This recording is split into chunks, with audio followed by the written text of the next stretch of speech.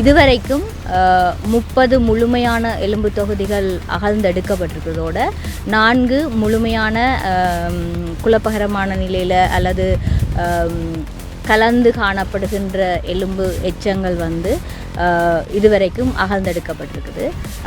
3ல் 1 தான் சிறிய எலும்பு தொகுதி.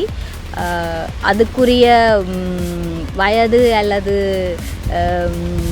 தன்மை என்றது வந்து இப்போதைக்கு சொல்ல இயலாது. ஏற்கனவே அடையாளப்படுத்தப்பட்ட 33 எலும்பு தொகுதிகளோடு நேற்று அகழ்வு செய்து துப்புரவாக்கப்பட்ட எலும்பு தொகுதிகளில் புதிதாக 4 முழுமையான எலும்பு தொகுதிகள் வந்து எலும்பு கூடுகள் வந்து இன்றைக்கு அடையாளப்படுத்தப்பட்டு இலக்கமிடப்பட்டிருக்குது. எத்தனை சிறுவர் என்ற விடயத்தை வந்து இப்போதைக்கு தகவலை தெரிவிக்கிறார்.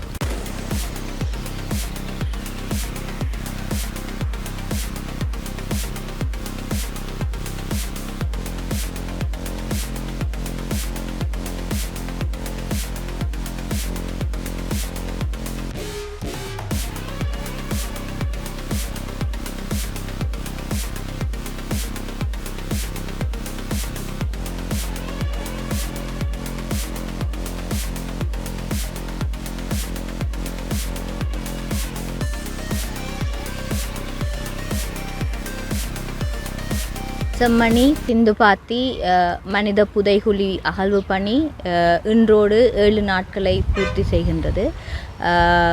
ஏற்கனவே அடையாளப்படுத்தப்பட்ட 33 எலும்பு தொகுதிகளோடு நேற்று அகழ்வு செய்து துப்புரவாக்கப்பட்ட எலும்பு தொகுதிகளில் புதிதாக 4 முழுமையான எலும்பு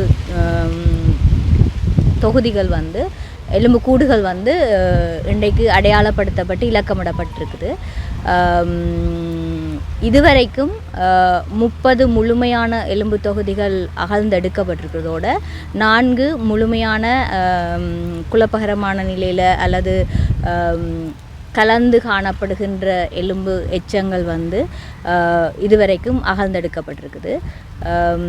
நாளைக்கும் இதே மாதிரி முழு நாள் அகழ்வு பணிகள் காலை 7 மணியிலிருந்து மாலை வரை இடம்பெறும்.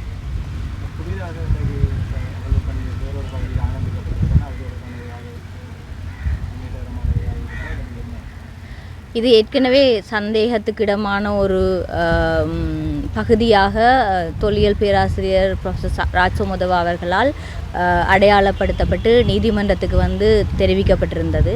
அந்த அடிப்படையில் அந்த பகுதியை சுத்தப்படுத்தி அகழ்வு பணிகளுக்குரிய ஆரம்பகட்ட பணிகளை வேலை செய்கிறதுக்காக வேண்டி நேற்றைய நாள் முதல் அந்த சுத்தப்படுத்தல் வந்து ஆரம்பிக்கப்பட்டிருக்குது.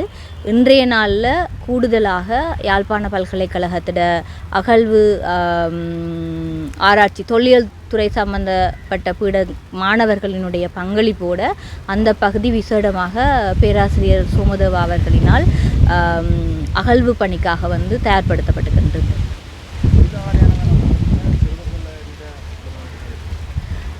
3ல் 1 தான் சிறிய எலும்பு தொகுதி.